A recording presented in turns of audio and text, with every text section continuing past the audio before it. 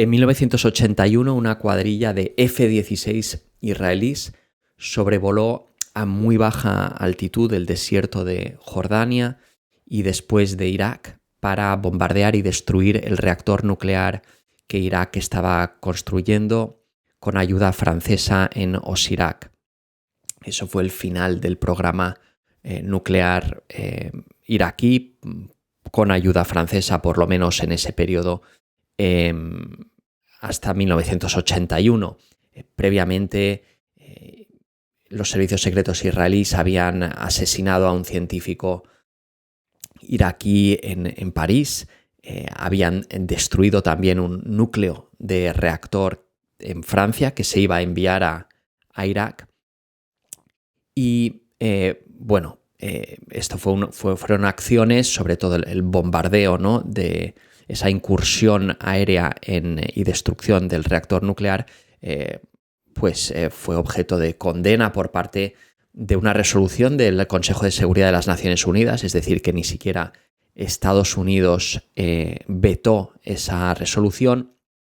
El programa nuclear iraquí de esa época estaba supervisado por la Agencia Internacional de la Energía Atómica y gozaba de su beneplácito, es decir, que estaba en cumplimiento del Tratado de No Proliferación que Irak había firmado y había ratificado, pero Israel en todo caso lo entendía de otra manera, entendía que este programa iba a facilitar la obtención de un arma nuclear por parte de Irak, lo cual iba a modificar el equilibrio de disuasión en Oriente Medio, que, recordemos, pues ya estaba, sus líneas maestras estaban condicionadas evidentemente por el hecho de que Israel ya era una potencia nuclear. Israel se había convertido en una potencia nuclear también con asistencia francesa. Francia había ayudado en los años 60 a Israel a construir su reactor nuclear de Dimona y le había asistido en su programa nuclear, que había concluido el desarrollo de armas nucleares por parte de Israel. Y pensemos que normalmente el desarrollo de una capacidad de tener energía nuclear, de tener un reactor nuclear, es lo que facilita la obtención del plutonio. Y bueno, hay dos vías: una del uranio enriquecido, que se logra a través de la centrifugación, pero también se consigue. Hay otra que es la vía del plutonio. En todo caso, estos programas civiles de energía nuclear habitualmente lo que facilitan es en posterior instancia pues la posibilidad de tener un arma nuclear. Y se supone que Israel la tiene desde aproximadamente 1968. Existen incluso sospechas de que, pues había una oposición en Estados Unidos en los años 60, por lo menos el gobierno de Kennedy se oponía a que, era consciente de que Israel estaba desarrollando un programa nuclear y Estados Unidos no quería que ese programa llegara a convertir a Israel en una potencia nuclear. Se dice que quizá los servicios secretos, que la Mossad estuvo implicada de alguna manera en el asesinato de Kennedy. Esto podría ser una motivación. No seré yo quien lo diga, pero quiero decir, simplemente esa teoría conspirativa existe. Y bueno, en todo caso, Israel pues ya era una potencia nuclear, y cuando se negocia y se firma el Tratado de No Proliferación, en el que básicamente las grandes potencias las potencias nucleares, que ya se habían convertido en nucleares oficialmente en aquel momento, que eran también pues los miembros del Consejo de Seguridad, o los que tenían asiento permanente en el Consejo de Seguridad y derecho de veto, ¿no?, en el Consejo de Seguridad de la ONU, Estados Unidos, la Unión Soviética, Francia, Inglaterra.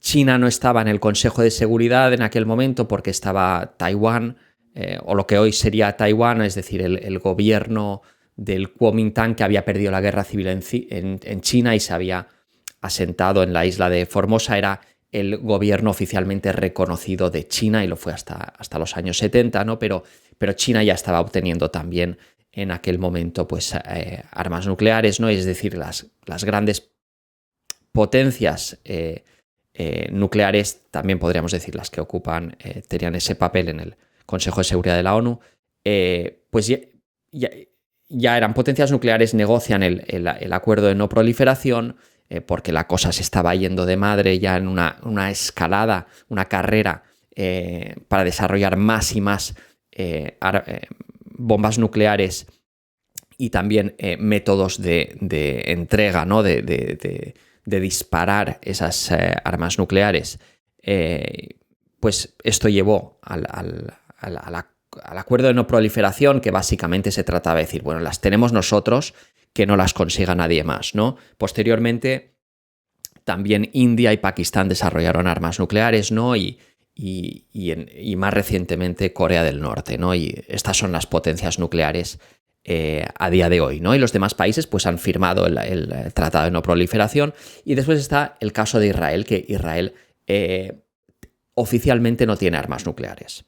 Pero digamos que se sabe que Israel logró tenerlas, además, justo antes de que se aprobara el acuerdo de no proliferación, que se estima que en 1968 Israel ya tenía armas nucleares. En todo caso, desde entonces, eso ha condicionado evidentemente el equilibrio de poder en Oriente Medio. Israel es un país muy pequeñito, con poca profundidad estratégica, y se ha dotado de esta enorme capacidad destructiva que en última instancia pues, puede disuadir cualquier ataque de envergadura por parte de los países de la región, aunque pues, en 1973 sí que se produjo un ataque coordinado, ¿no? Por parte de Egipto y Siria contra Israel. ¿A dónde voy con todo esto? Bueno, en la actualidad tenemos una situación, digamos, similar a la de 1981, en el sentido de que pues, Israel quiere destruir la capacidad nuclear que ha desarrollado Irán hasta el momento, y está tratando de llevar a cabo una acción militar para hacerlo. Y claro que Israel no tiene en este momento la capacidad para hacerlo, en parte porque Irán pues, está más lejos que Irak. Hay que cruzar Irak para llegar a Irán. Entonces, digamos, hay una cuestión de autonomía de vuelo. Y después, pues Irán es un país mucho más grande. Las centrifugadoras y, digamos, los distintos componentes del programa nuclear iraní pues están dispersados por el territorio del país, y además están en instalaciones que están construidas subterráneas, construidas a gran profundidad, pensando precisamente en protegerlas de un ataque de esta naturaleza. Entonces, Israel trata de recabar el apoyo de Estados Unidos para llevar a cabo esta acción. Y el hecho de que Estados Unidos se plantee darle un apoyo logístico, incluso de liderar la acción destructiva, nos muestra, ¿no?, cómo han evolucionado las cosas desde 1981, ¿no? Cuando Estados Unidos condenó esa acción israelí que vulneraba evidentemente pues, la soberanía de Irak, ¿no? Y la verdad es que en estos momentos Estados Unidos tiene posicionados una serie de bombarderos B-2, que son los llamados stealth bombers, no sé cómo se traduce al español, si es bombardero sigiloso, ¿no? Que pueden, digamos, no ser interceptados por los radares y las defensas antiaéreas iraníes, y tienen una autonomía de vuelo de no sé cuántos miles de kilómetros, pero lo cierto es que están posicionados en la base de Diego García, que es una base que tiene compartida entre Estados Unidos y el Reino Unido, creo, en medio del Océano Índico.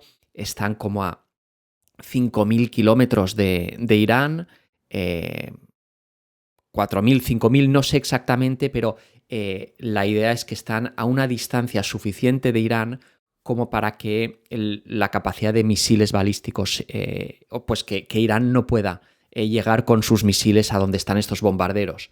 Y el caso es que estos bombarderos llevan, creo que cada uno de ellos, y no sé ahora decirte cuántos hay, tienen ahí unos cuantos, los han posicionado ahí, o sea, es decir, esto ha estado en distintos, lo puedes consultar si quieres, esta es información pública, y cada uno de ellos puede llevar hasta 16 bombas de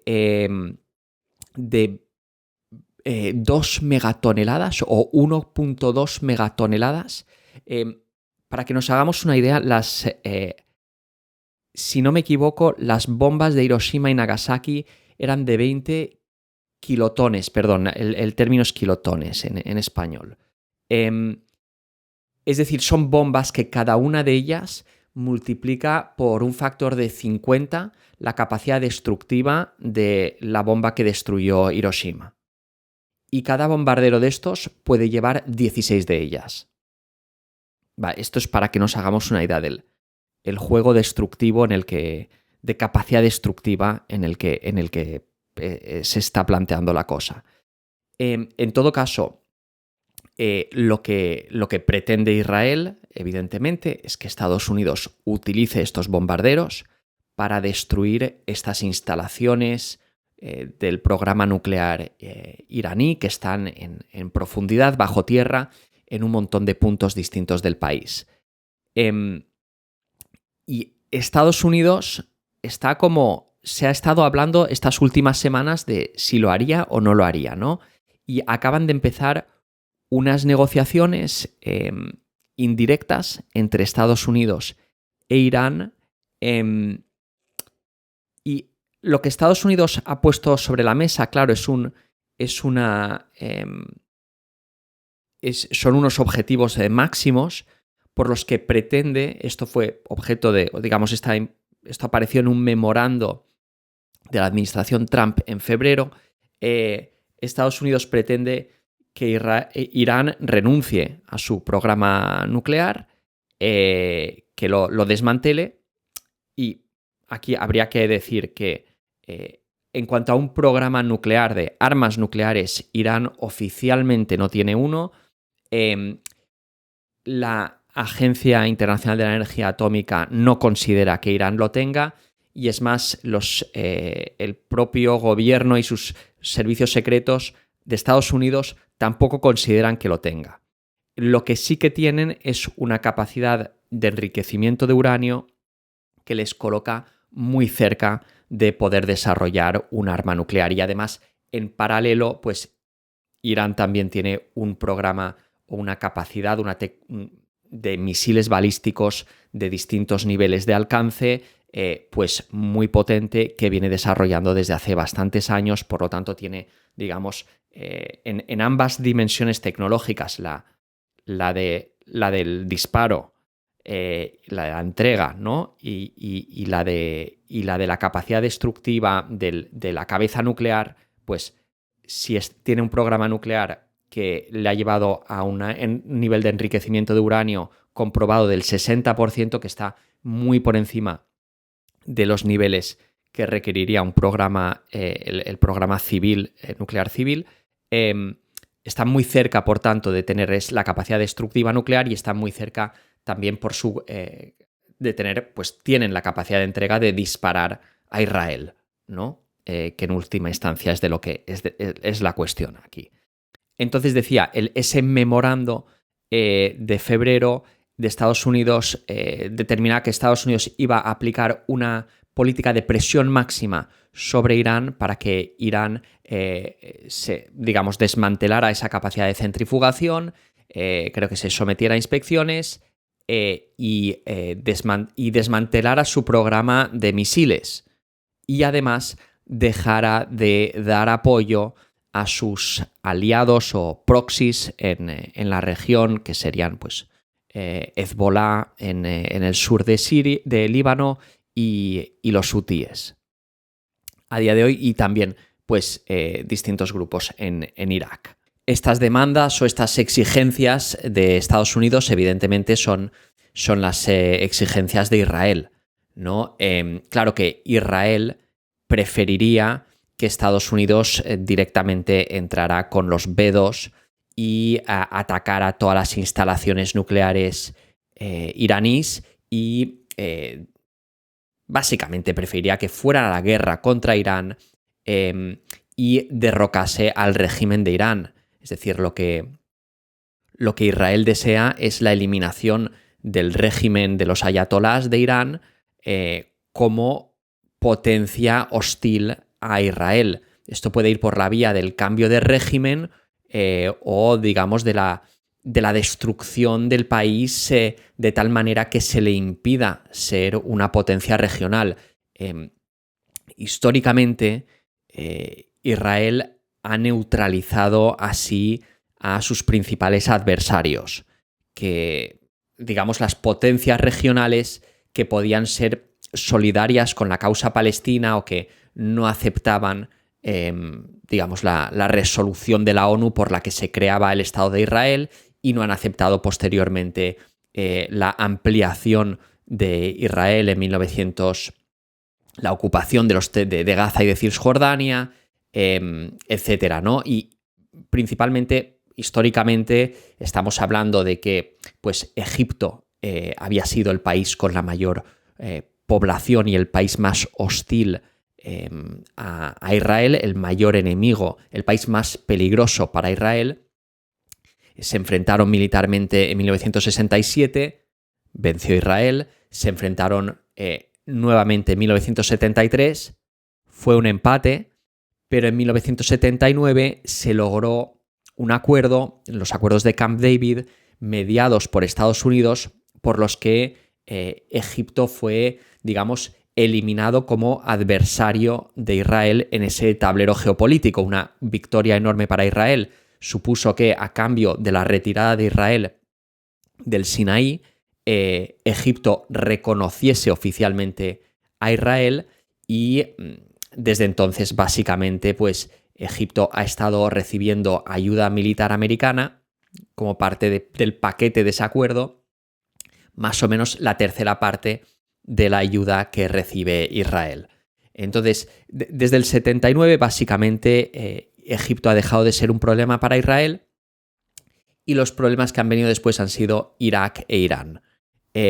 No, porque Siria ha sido un problema, es decir, Siria se ha mantenido hasta el año pasado, digamos que cae en diciembre, ¿no? el régimen de Al-Assad, que llevaba en el poder, bueno, antes de él su padre, son los baatistas de Siria, llevaban el poder desde los años 70, desde 1970, pero, es decir, Siria de forma ininterrumpida ha sido un país hostil a Israel, que no ha reconocido la existencia de Israel, ¿no? Es decir, son países que se opusieron a la creación de Israel según el plan que creó la ONU en los años 40, en el 47.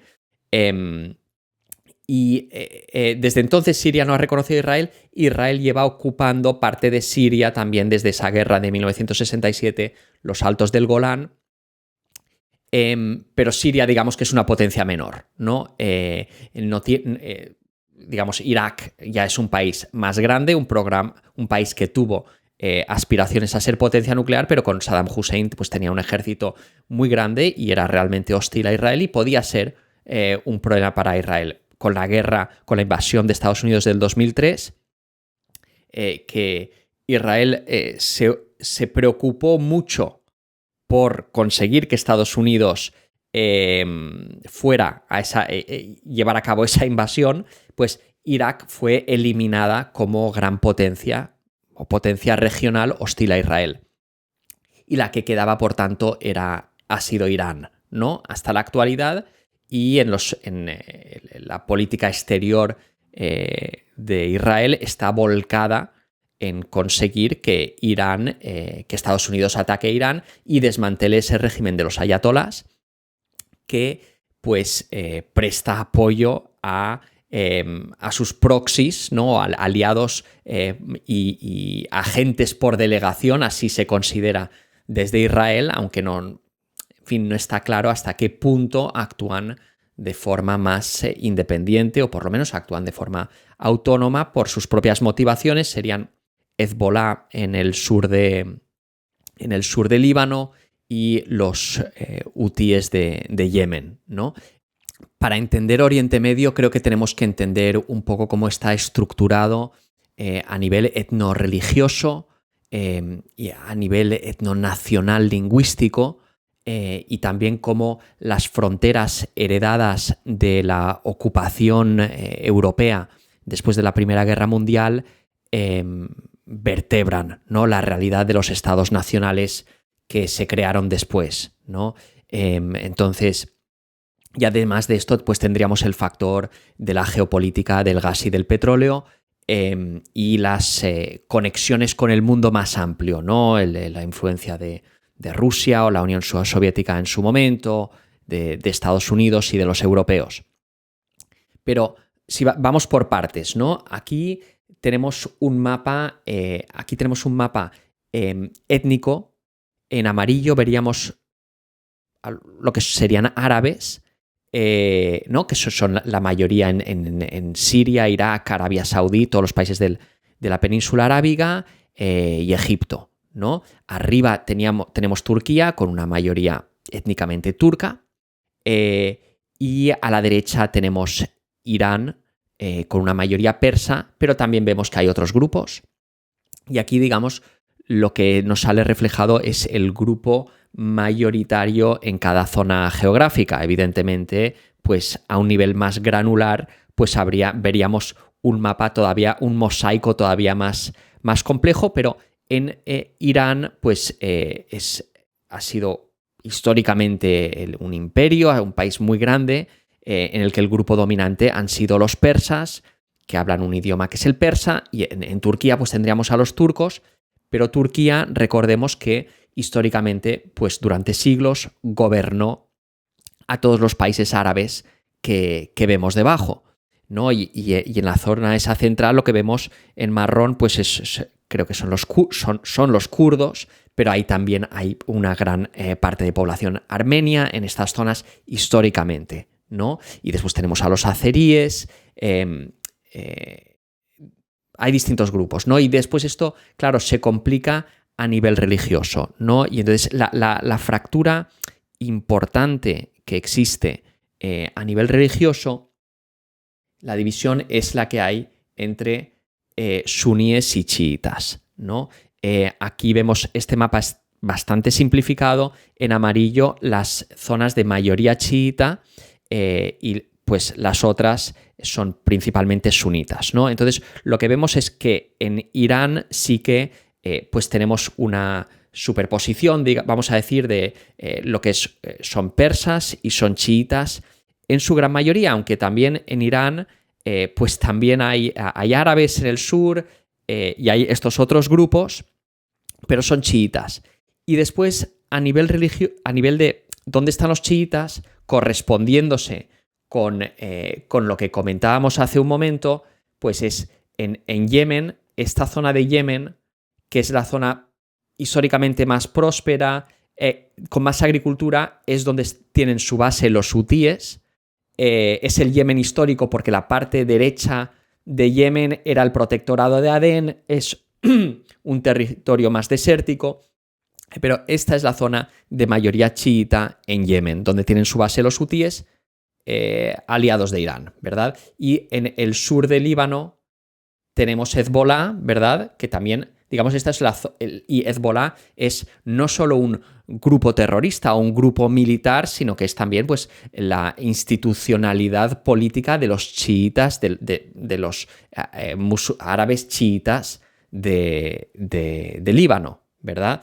Que, digamos, históricamente, además, como grupo importante en Líbano, que es también un mosaico muy complejo a una escala más reducida, pues es un grupo que ha tendido a crecer, ¿no? Entonces vemos este este triángulo, ¿no?, de los proxies de Irán, y tenemos también, pues en el caso de Irak, todo el sur de Irak, y de hecho el grupo mayoritario en Irak numéricamente también son los chiitas, que aunque no hubieran tenido el poder históricamente, una de las cosas, digamos, que les salió mal, si queremos, a Israel y Estados Unidos fue que al derribar al régimen de Saddam Hussein, que era un régimen dominado por los sunitas, que eran una minoría numérica en Irak, al democratizar Irak, pues se empoderó a la mayoría chiita, convirtiendo de alguna manera automáticamente a Irak en país aliado de una forma más o menos directa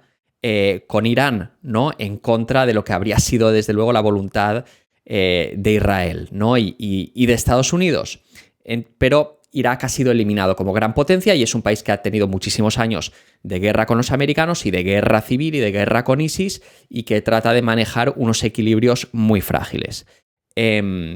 Como potencia regional, evidentemente, pues eliminado desde desde hace ya bastantes años, pero pues es un país que tiene muchísimo petróleo y tiene la capacidad, si tiene la capacidad de cohesionarse, podría reforzarse, pero de nuevo, en el norte están los kurdos, en la parte sur, gente pues que es más cercana al mundo persa chiita. Y después tenemos esta parte de aquí, de Arabia Saudí, que es importante tener en cuenta en todo este juego geopolítico, porque aquí están los yacimientos de petróleo más importantes de Arabia Saudí. Una zona también de mayoría chiita, aunque la gran mayoría de la población de Arabia Saudí, creo que los chiitas representan como el 15% o así de la población del país, pero están donde está el petróleo, ¿no? Un factor importante para tener en cuenta. Entonces, aquí veríamos, tengo otro mapa más granular, más preciso. En rojo las zonas de mayoría sunita y en azul las zonas de mayoría chiita. ¿No? Y esta es, creo que, el principal yacimiento de petróleo de Arabia Saudí, que es el más grande del mundo, está aquí. Es esta parte que está en azul. Esto representa población, por lo tanto, no, ya lo veremos en un mapa. Bueno, vamos ya directamente al otro mapa. Verás cómo se corresponde. Sería, pues, esto, ¿no? Es la zona que acabamos de ver, ¿no? Con esa franja, o sea, este es el yacimiento, ese tan importante que no recuerdo ahora su nombre. Aquí podemos verlo en el Golfo Pérsico aumentado. Este es el mayor yacimiento de petróleo del mundo y este es el mayor yacimiento de gas del mundo. Esta es la frontera entre Irán y Qatar. Aquí, las aguas territoriales. A nivel de esta parte le toca a Qatar y esta parte a Irán. Si vemos una tabla que no tengo aquí a mano, si buscas verás los mayores productores de gas natural del mundo, aparte de Estados Unidos y Rusia, que repartidos en sus amplios territorios tienen una producción enorme, pero digamos, si nos fijamos en los mayores exportadores, vale, sí, Rusia creo que a lo mejor es el mayor a lo mejor también Rusia y Estados Unidos son los mayores exportadores, pero inmediatamente detrás tenemos a Irán y al enano Qatar, pero que comparten este yacimiento cuyo nombre no recuerdo, debe estar ahí. El Pars, creo que se llama Pars, ¿vale? Entonces, este es, para que nos hagamos una idea de dónde está exactamente concentrado geográficamente el gas y el petróleo. Evidentemente, este mapa aquí nos muestra, en verde están todos los yacimientos de petróleo, que vemos que Qatar es principalmente el gas, los Emiratos Árabes tienen mucho petróleo, Irak tiene mucho petróleo, Irán, en la parte pegada a Irak, también tiene mucho petróleo, ¿verdad? Esto es un poco la distribución, ¿no? O sea, Irán es una megapotencia a nivel de petróleo y de gas. Arabia Saudí es el mayor exportador de petróleo, pero Irak ha tenido, digamos, no está explotando petróleo a nivel de sus capacidades desde la invasión americana, poco a poco está recuperando. Y eso es lo que explica el poder histórico, ¿no? de Saddam Hussein, que tenía un gran ejército, pues porque tenía mucho petróleo, ¿no? Pero bueno, también estuvo envuelto en los años 80, ¿no? Los años 80 fueron toda la década prácticamente, el 80 al 88, Irak e Irán estaban en guerra. Vamos, que ha sido como una secuencia de una guerra tras otra y de guerras civiles. Entonces, vale, hemos saltado un poco, creo que hemos visto un poco la geografía del gas y del petróleo. Hemos visto la geografía vamos a ver de nuevo, para que nos quede aquí este mapa simplificado, para hacernos una idea de dónde están los chiitas, ¿vale? Y por qué existen estas conexiones fuertes, ¿no? O sea, nos habla un poco de la importancia de la religión como dimensión de identidad y de afiliación en Oriente Medio, que es tan importante como la dimensión nacional lingüística, ¿no? Es decir, los hutíes y la zona de Hezbollah son árabes, pero tienen esta conexión fuerte en Irán, que es un país persa, ¿no? Y lo mismo ocurre con el sur de Irak. Vamos un momento ahora con el tema de las fronteras y de dónde salen, ¿no? Y estas fronteras creadas por los europeos que básicamente dividen en muchos pedazos el mundo árabe, ¿no? Más o menos tienes en la cabeza lo que es el mundo árabe. Tenemos, digamos, estas dos fronteras históricas naturales, que serían la que separa a Turquía del mundo árabe, pero durante el periodo del Imperio Otomano, desde Estambul, se gobernaba todo el mundo árabe, ¿no? Entonces, y con participación también de los árabes, ¿no? En esa gobernanza, es decir, que no era simplemente que Turquía gobernaba a los árabes. Turquía no existía, era el Imperio Otomano y había muchas provincias. Entonces, la frontera histórica más antigua sí que es la que separa el mundo persa del mundo árabe y del Imperio Otomano. Fueron dos imperios que durante siglos compitieron, el otomano y el persa. Y entonces, cuando termina la Primera Guerra Mundial, sí que esta frontera se crea.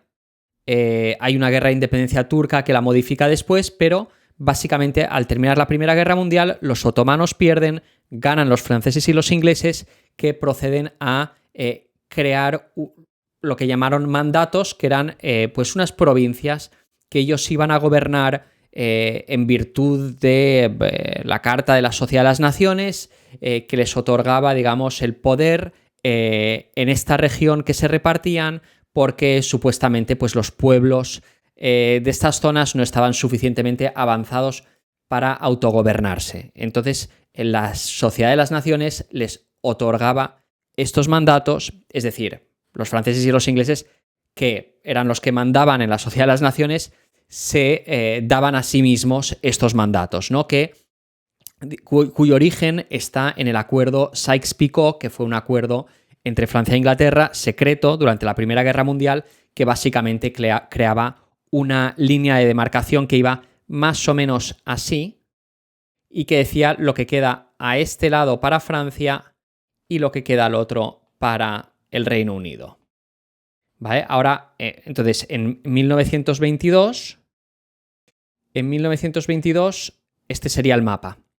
¿Vale? Entonces, se ha creado Turquía como un estado nuevo, como un estado moderno, y sí que es independiente Turquía, pero aquí tenemos una gran Siria gobernada por los franceses.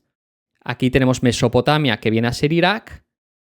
gobernada por los británicos, y aquí tenemos lo que fue el mandato de Palestina, que en realidad este mapa no recoge bien, pero era más amplio, porque básicamente lo que queda a este lado, al lado derecho del río Jordán, aquí había muy poca población, o sea, rápidamente se entra en el desierto aquí. Entonces, los británicos crearon aquí Transjordania, que viene a ser Jordania a día de hoy. Y entonces cogieron esta dinastía de los hachemitas, esta dinastía árabe, y colocaron a uno como rey de Jordania y a otro como rey de Irak. Y después el mandato de Palestina, pues más o menos mandaba ahí la Agencia Nacional Judía. Después, en 1948, Israel obtiene su independencia, esto ya es la ONU, y supuestamente también obtiene su independencia un Estado árabe palestino, pero esto nunca se lleva a la práctica. Rápidamente Israel amplía su territorio, quitándole más territorio a los palestinos del que les había... parte del territorio que les había asignado la ONU en 1948, una parte importante, y lo que queda ya es Gaza y Cisjordania, que después en 1967, en la Guerra de los 6 días, Israel ocupará y nunca devolverá, ¿no? Entonces, ese Estado palestino nunca se llega a crear, pero sí que esas fronteras, ¿vale? Estas fronteras, además, tendríamos aquí, esto lo separa Francia, separa esta parte del Monte Líbano, donde había un grupo cristiano, los cristianos maronitas, que eran mayoritarios, y más o menos Francia crea un estado a la medida de estos. Entonces, esta idea de los mandatos no eran como colonias que eran transicionales, que debían desembocar después en estados independientes, como fue el caso, ¿no? Y después estaba Egipto abajo, que obtenía rápidamente su independencia, y después también se creó Arabia Saudí bajo una tutela indirecta de los británicos. Y en aquel periodo Arabia Saudí no era realmente importante porque básicamente era una zona desértica y no eran conocidos sus grandes yacimientos de petróleo. Entonces eso se descubrió después. En aquel momento, pues en este periodo de los años 20, se conocía la importancia de esta región del norte de Irak a nivel de petróleo, y también esta zona de aquí de Irán, donde British Petroleum, la que iba a ser British Petroleum, la compañía británica del petróleo, pues se llamaba la compañía anglo-persa del petróleo, estaba ya explotando petróleo. Entonces, si nos vamos a 1955, en este mapa pues ya vemos esas fronteras de esos estados a los que ya se ha otorgado la independencia. Jordania, separada de Israel, ¿no? Líbano, Irak y Siria. Pero si nos fijamos en la parte de abajo del mapa, de la península arábiga, vemos que Yemen no está realmente delimitado. La parte esta era todavía el protectorado de Adén, que estaban los británicos, y aquí estaban los Emiratos Árabes Unidos, todavía no existían, eran una zona más o menos que era un protectorado británico, los estados truciales. Qatar tampoco vemos aquí una frontera, ¿no? O sea, esto viene ya, si no me equivoco, en el 67. ¿Vale? Tampoco vemos una frontera clara para Omán, ¿no? ¿Qué es esto? Vale, esto es un poco para que nos hagamos una idea de cómo se crean estas fronteras, estas líneas que dividen el mundo árabe, que podía haber sido, esa era la aspiración de los nacionalistas árabes a principios de siglo, antes de la Primera Guerra Mundial y durante la misma, y era la aspiración de los nacionalistas árabes después, ¿no? En los años, cuando Nasser de Egipto es el líder del panarabismo, de hecho hay un periodo histórico que va del 58 al 63, si no me equivoco, que Egipto y Siria se unifican como país, ¿no? eso no acaba de cuajar, pero sí que era el proyecto. Y después el arabismo, el panarabismo, llega al poder, el nacionalismo árabe llega al poder de la mano del partido Ba'ath en Siria y en Irak. Entonces, voy a intentar no meterme en Siria porque es muy complejo, pero baste decir que desde 1970 gobernaron los baatistas y que Hafez al-Assad, el padre de Bashar al-Assad, son alawitas, que son una rama del chiismo. Y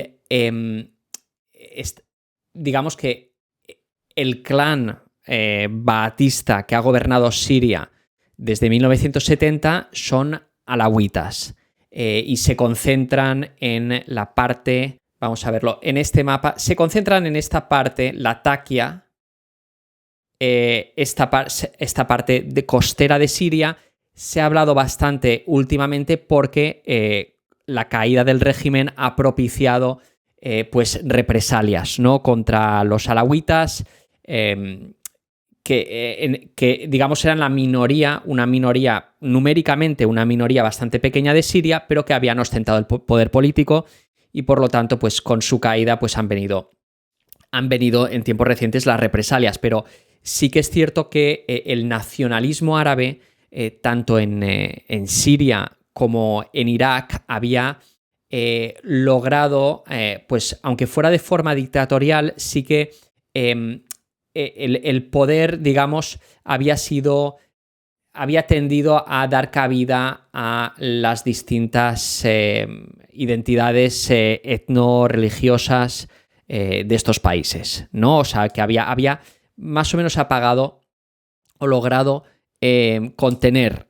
las tensiones, y que estos países como Siria, que tiene también aparte, pues tiene kurdos, tiene armenios, tiene drusos, cristianos, alawitas, sunitas, ¿no? Es un cóctel bastante explosivo si se tensiona como fue tensionado, y sabemos que fue tensionado a propósito por Estados Unidos. También quizá tensionado a propósito hasta que explotó, ¿no?, en forma de guerra civil que dura hasta la actualidad.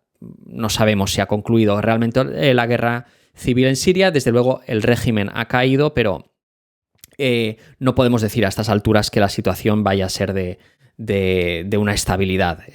Cuesta mucho pensar que vaya a ser el caso. Pero dado que en Siria desde 1970 sí que se mantuvo, a diferencia de Egipto, donde digamos después de los acuerdos de Camp David del 79, Egipto básicamente se retira de la solidaridad interárabe, y después ya va degenerando porque Sadat, que fue el presidente en la época, que fue el heredero o el sucesor de Nasser, fue asesinado. Después vino Mubarak y Egipto después ya como que se replegó en sí mismo y ya no ha formado parte como potencia regional de los conflictos de la región, de sus enfrentamientos y solidaridades, ¿no? Que siempre de alguna manera giran en torno a la cuestión palestino-israelí.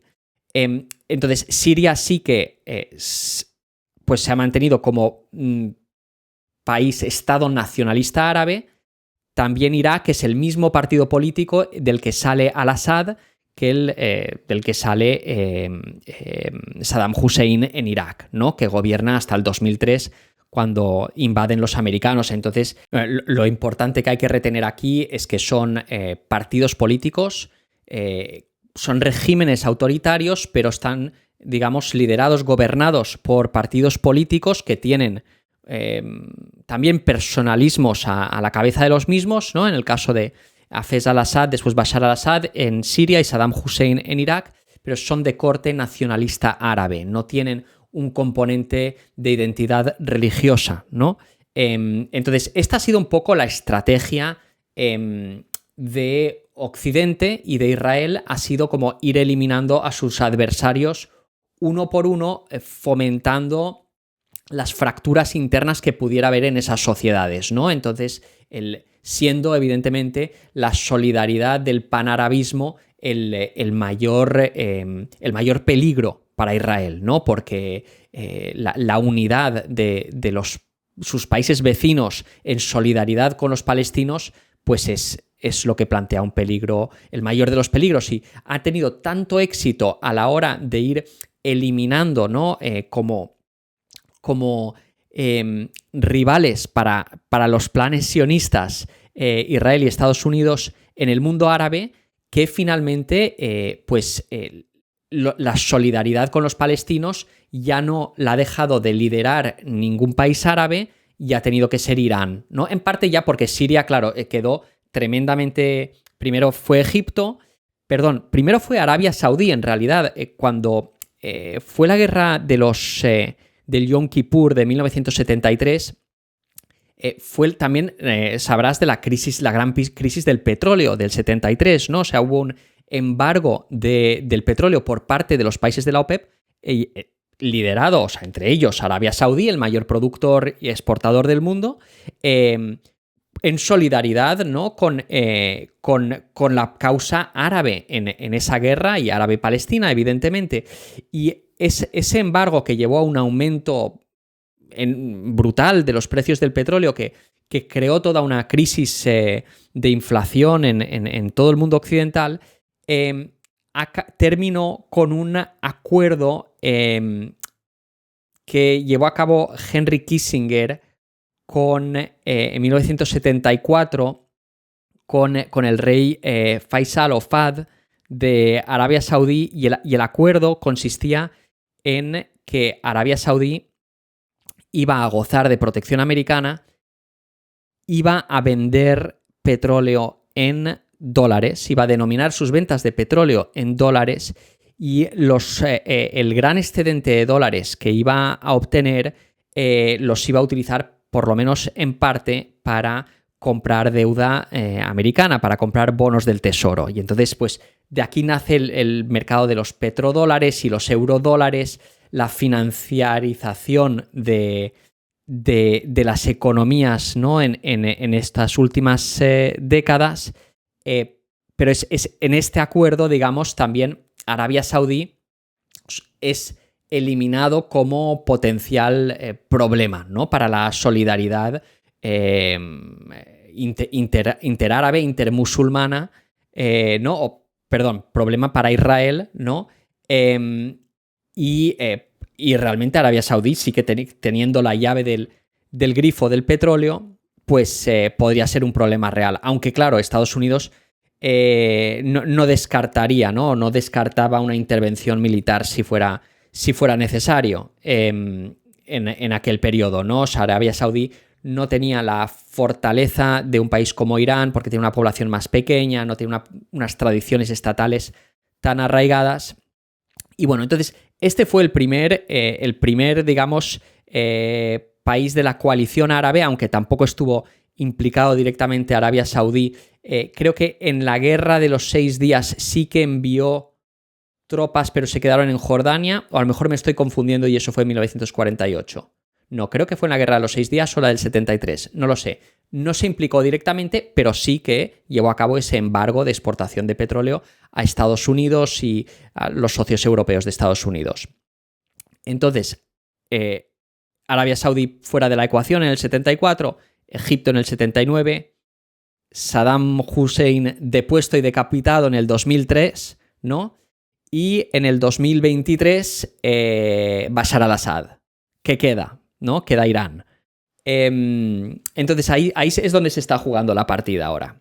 La victoria de Donald Trump en las elecciones del año pasado es por lo menos en parte atribuible al genocidio de Gaza y al apoyo sin fisuras al mismo por parte de la administración Biden, que pues los votantes demócratas sabían que iba a continuar con Kamala Harris, porque en ningún caso en ningún momento se distanció realmente de esas políticas, ¿no? De apoyo a Israel. Recordemos que Israel recibe cada año una asignación de $3.000 millones por parte de Estados Unidos de ayuda pública, recibe todo el armamento una serie de ventajas enormes, ¿no? Y tras los atentados o el ataque terrorista de Hamas del 7 de octubre del 23 recibió además un paquete de 16.000 millones de dólares. Entonces, esto fue como la contribución de la administración Biden al genocidio que en ningún momento se vio cuestionada, ¿no? A pesar de que, pues, Israel estaba siendo investigado, ¿no?, por la Corte Internacional de Justicia por actos de genocidio y un primer fallo preliminar, pues se dictaminó que Israel pues, había bases para que indicaban que había pues que era bastante posible que lo que estuviera ocurriendo en Gaza era un genocidio. Y ahora mismo pues hay una orden de detención internacional para Netanyahu, etc. Entonces, los votantes demócratas no, muchos de ellos, hubo una desmovilización por el lado demócrata en las elecciones americanas. Y claro, gana Trump y evidentemente no se podía esperar nada mejor de Trump. Claro, era difícil imaginar algo peor que un Estado supuestamente democrático apoyar abiertamente un genocidio, como se ha visto. Pero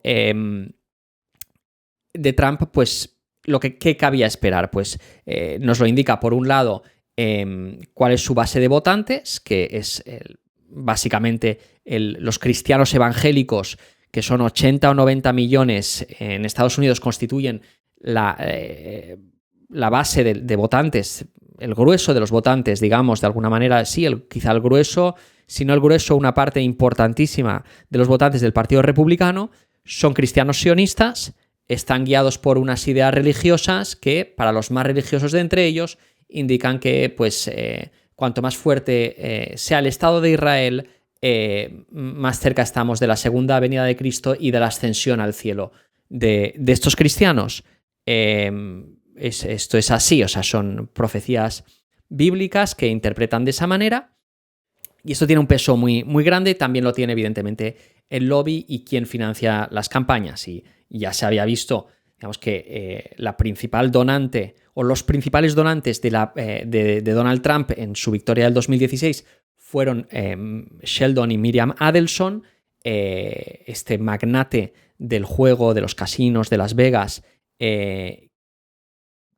judío casado con una judía israelí, Miriam Adelson, que falleció posteriormente. Ella heredó la fortuna y ella se ha quedado como segunda después de Elon Musk como financiadora de la campaña de Donald Trump, pero han sido, no obstante, 100 millones de dólares que le han ayudado a su victoria, ¿no? Y ella es una sionista radical.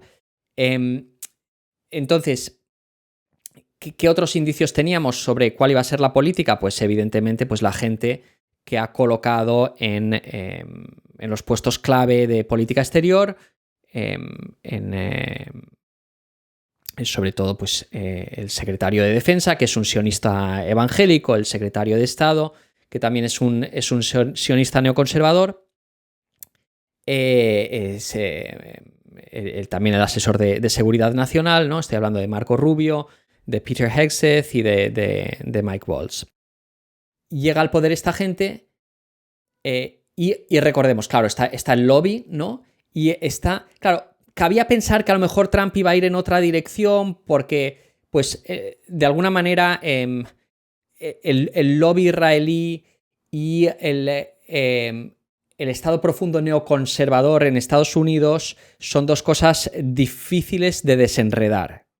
Y el Estado profundo neoconservador había tratado de impedir la llegada al poder de Trump y había intentado sabotear su presidencia en su primer mandato. Pero esto tenía más que ver con la cuestión rusa, ucraniana, ¿no?, que con la cuestión de Medio Oriente. Entonces, no se sabía si Trump volvía al poder con mucha más fuerza, con una retórica de primero América mucho más fuerte, ¿no?, diciendo que las guerras se iban a terminar y que iba a gobernar solo teniendo en cuenta solo el interés de Estados Unidos, ¿no?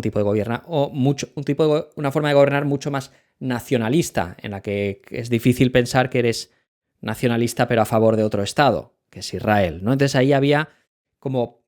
Y quienes habían obstaculizado su llegada al poder, pues de alguna manera pues eran ese grupo neoconservador que estaba también ligado con el lobby israelí, no específicamente pensando en gente como Miriam Adelson, pero sí pensando en muchos think tanks con un lobby israelí como mucho más articulado a través de distintas fundaciones, etc.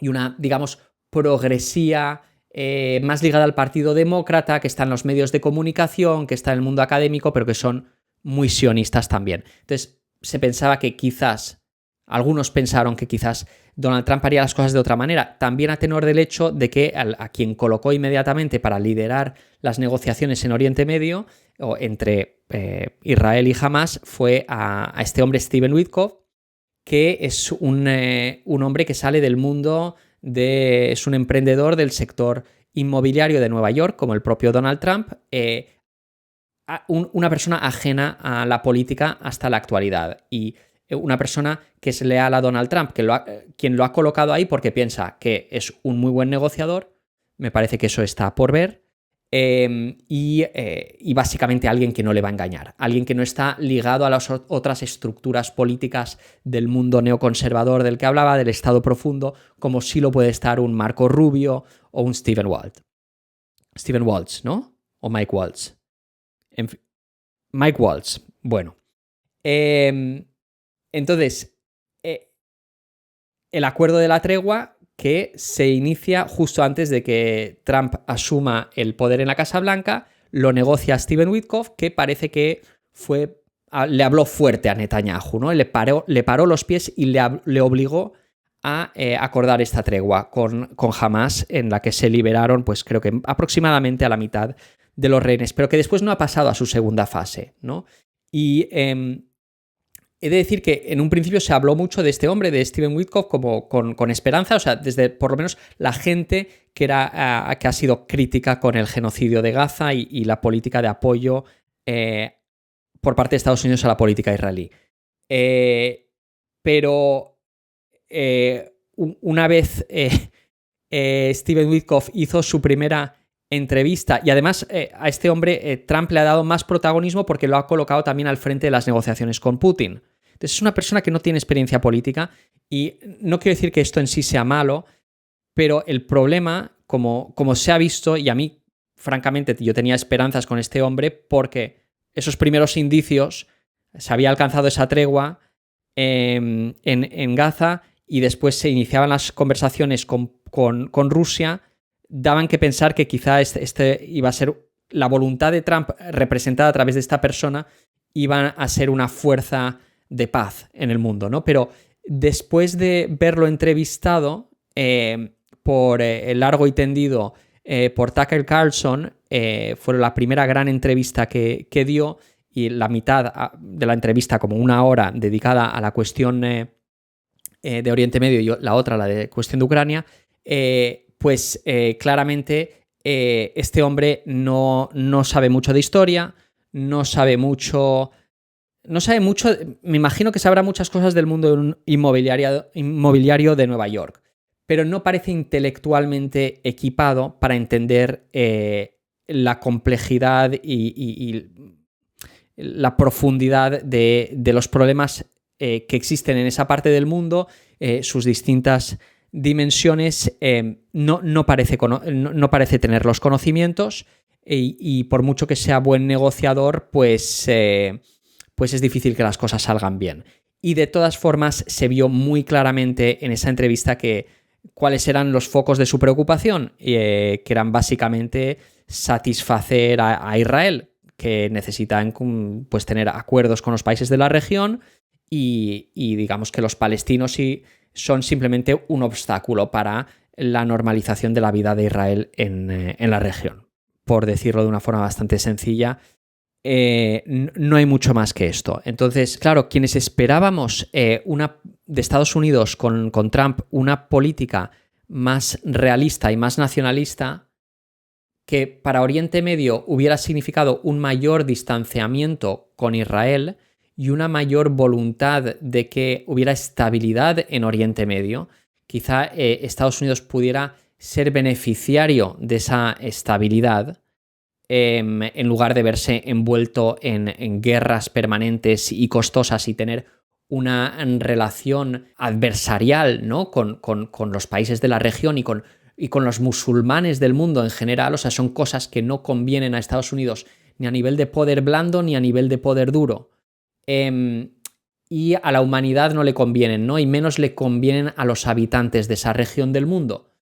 Bueno, quienes pensábamos que una política más realista y más nacionalista de Estados Unidos, que no nacionalista israelí, nacionalista americana, una política nacionalista americana, no te lleva a meterte en las guerras de Israel, ¿no? Pues quienes pensábamos que había un pequeño resquicio de que esto fuera posible, aferrándonos, ¿no? a esos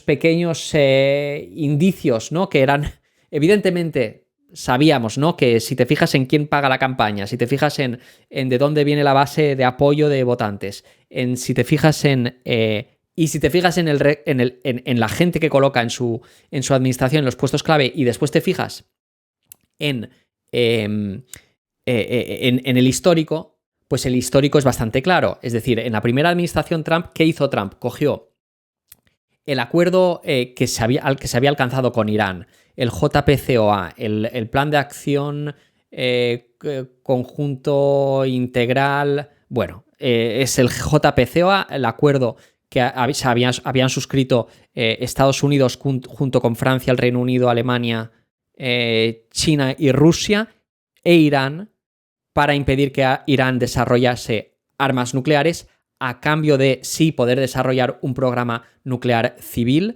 y y dejar de ser un país sancionado, ¿no? Y un país paria en la economía internacional. Ese acuerdo del año 2015, que normalizaba las relaciones del mundo con Irán, pues fue inmediatamente saboteado por Donald Trump al llegar a la Casa Blanca, que sacó a Estados Unidos de ese acuerdo, reimpuso sanciones sobre Irán, lo cual propició que Irán retomase un programa nuclear, ¿no? Con ambiciones que iban más allá de las estrictamente civiles, lo cual es lógico, un país que se ve asediado por un país como Estados Unidos, que ha destruido su principal país fronterizo por el lado oeste, que es Afganistán, es su principal país fronterizo por el otro lado, que es Irak. Visto lo visto, por ejemplo, en el caso de Libia, Gaddafi renunció a su programa nuclear y, bueno, ya sabemos cómo acabó Gaddafi, ¿no? Se acabó con un cambio de régimen orquestado por Occidente y acabó violado con una bayoneta y murió en condiciones, en fin, atroces, ¿no? En comparación tenemos el caso de Corea del Norte, que ya tiene sus armas nucleares y a quien nadie le va a molestar, ¿no? Entonces Irán sabe que una vez tenga armas nucleares, pues estarán tranquilos. Pero de momento no las tienen.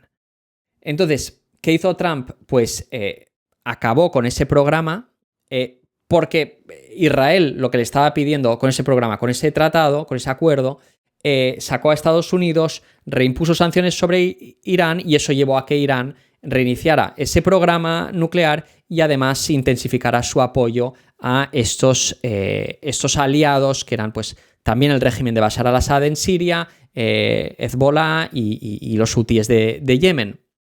Lo cual, claro, teníamos esta dimensión también que no he mencionado de esta fractura entre el mundo sunita y el mundo chiita, que opone a Irán y Arabia Saudí como países líderes en la región.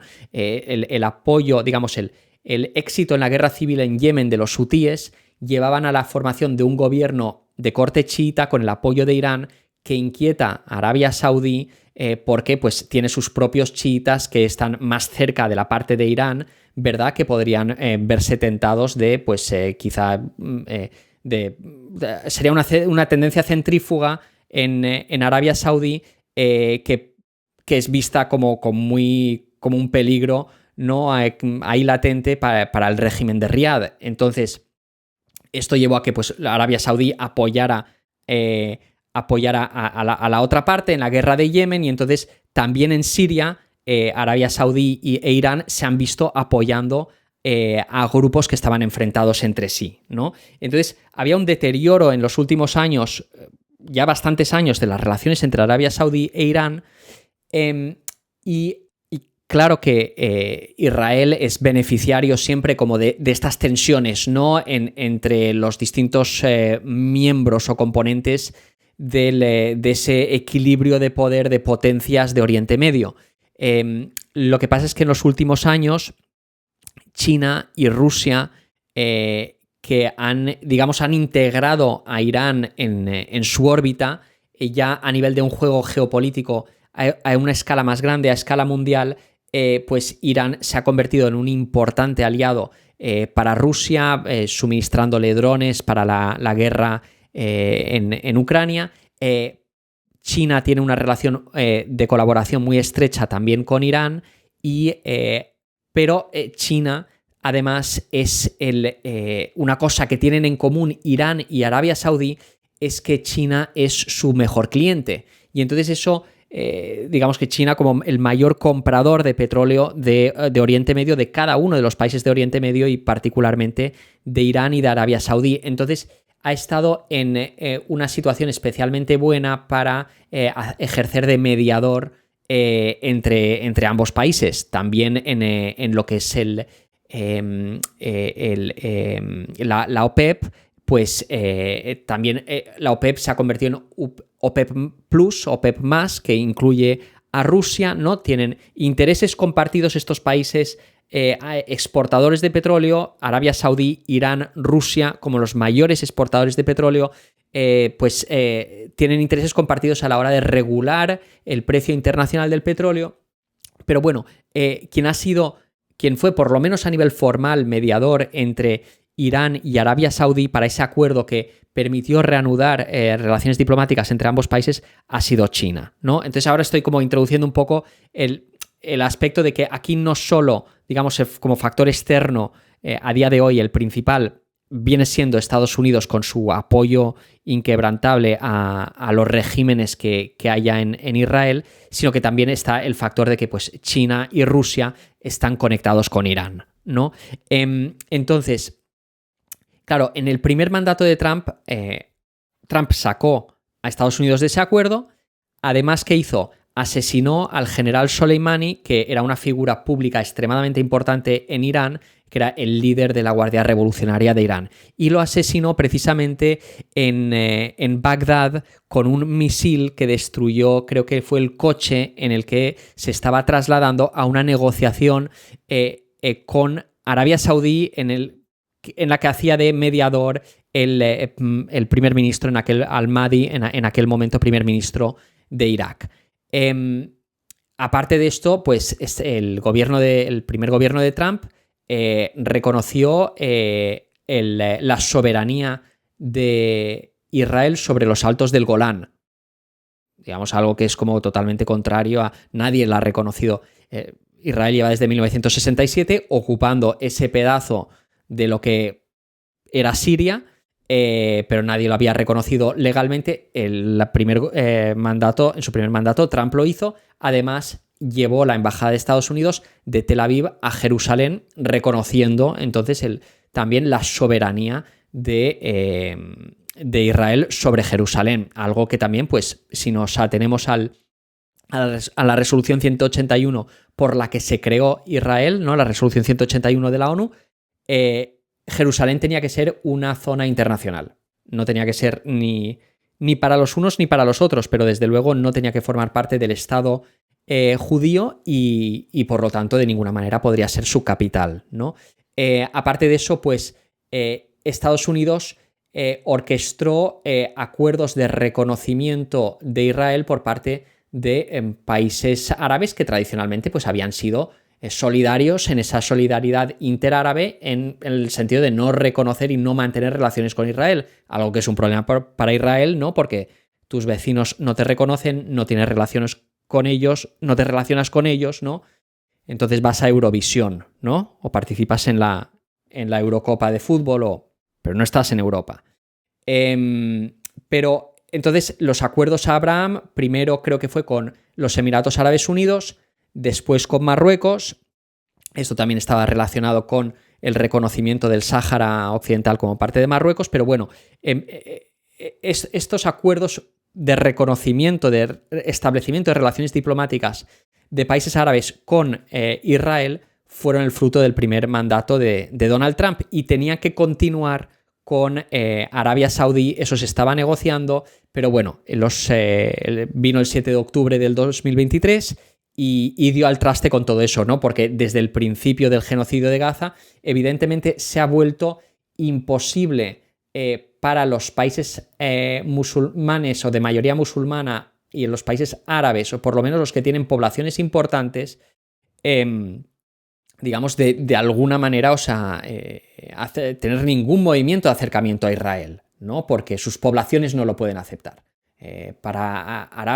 Quizá los líderes políticos de Arabia Saudí y de Egipto desearían ver a los palestinos borrados del mapa, que no existieran, son un problema, preferirían tener relaciones normalizadas con Israel, pero las poblaciones no lo aceptarían y corren el riesgo realmente de una inestabilidad de sus propios regímenes y por lo tanto esto es imposible ahora mismo. Y de hecho, pues todas las en este último periodo, pues las ideas que han salido de la administración Trump sobre no sacar a los palestinos de Gaza y que sean acogidos en otros sitios, estos son líneas rojas para los países árabes de la región, para quienes es inconcebible, para Egipto desde luego es inconcebible, además porque metería dentro de Egipto pues a la gente de Hamas y a mucha gente que sería un problema para el régimen de Egipto, que pues recordemos que se constituye después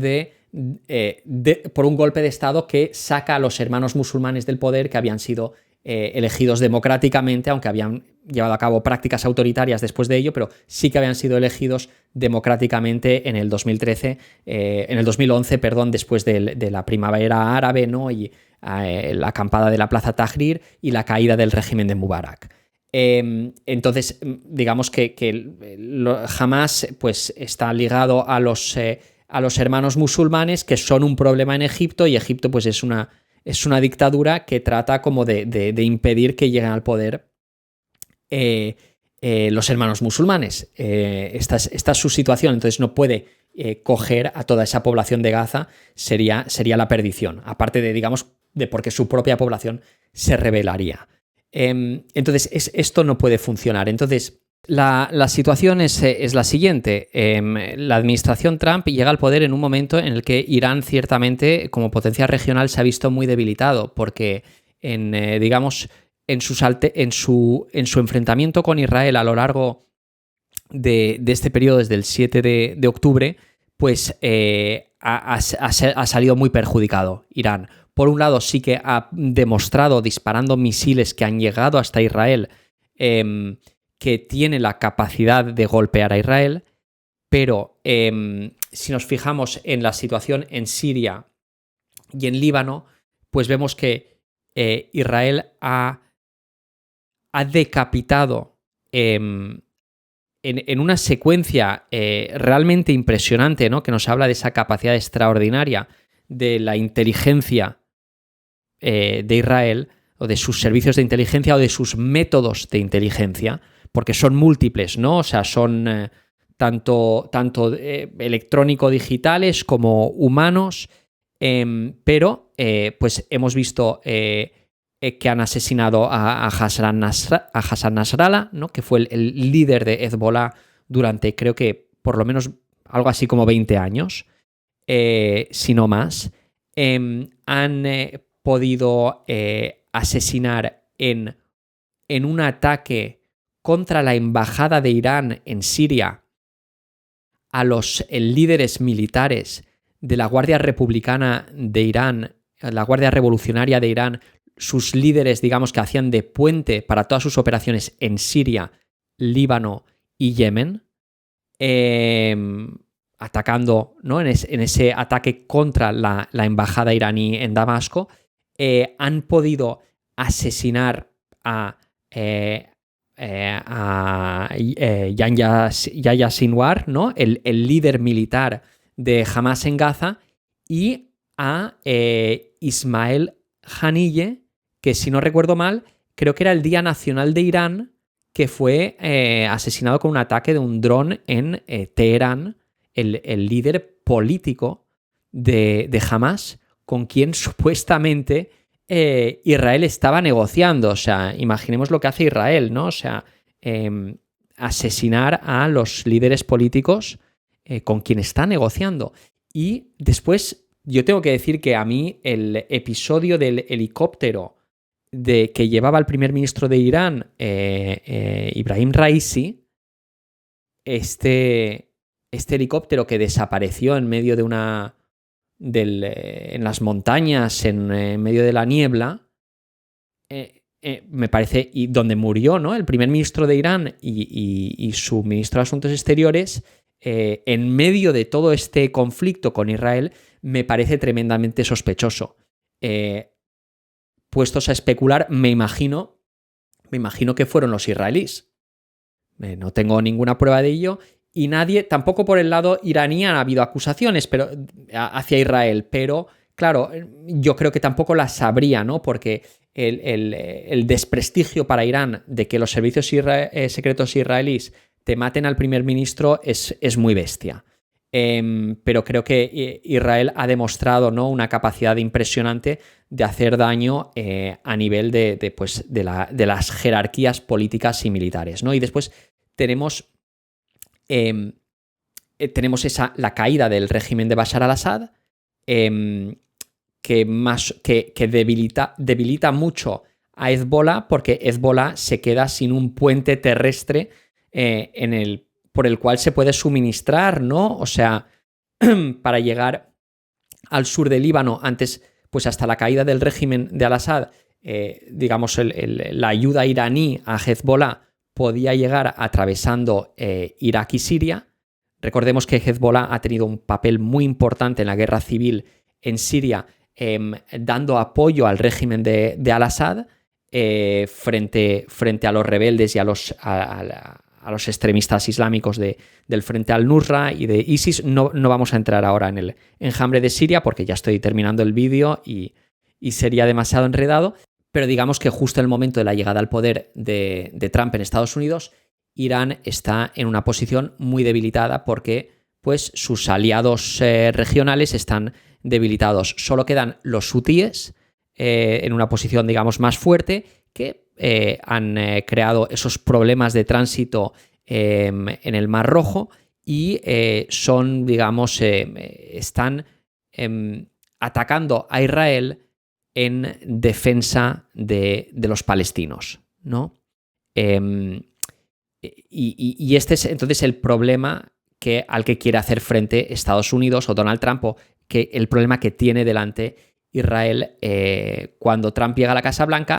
¿Qué quiere Donald Trump? Pues aplica esa política de máxima presión y quiere acabar con el programa nuclear de Irán. Claro que él ha provocado el problema nuclear de Irán porque sacó a Estados Unidos, o digamos puso fin a ese acuerdo en el 2018, ¿no?, ese acuerdo que había alcanzado Obama, y reinstauró las sanciones contra Irán, e Irán se puso manos a la obra de nuevo con su programa, con sus ambiciones nucleares civiles y posiblemente lo que le llevaría a tener armas nucleares propias.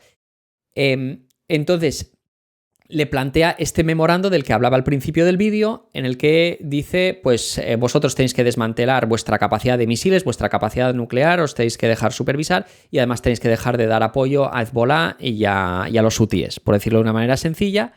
Esto es lo que pone en el memorando, que está colgado en la web de la Casa Blanca y creo que es del 7 de febrero o así. Y da un plazo de un par de meses que acaban de concluir. Y lleva esos B2 a la base Diego García, y además lleva otro portaaviones a la zona. Creo que Estados Unidos tiene ahora un portaaviones en el Mar Rojo y otro en el Mar de Arabia.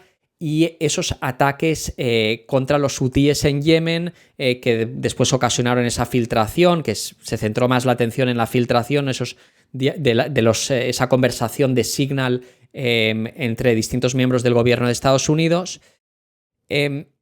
Pero, digamos, esos ataques contra Yemen, que son, digámoslo, o sea, son perfectamente ilegales desde un punto de vista del derecho internacional, también desde un punto de vista del derecho americano, han muerto decenas, si no centenares de personas en Yemen. No sé lo que han conseguido, porque los hutíes siguen disparando cohetes a Israel que francamente hacen poco daño, o sea, su impacto ha sido mayor, creo que a la hora de perturbar la navegación en el Mar Rojo o el tránsito marítimo.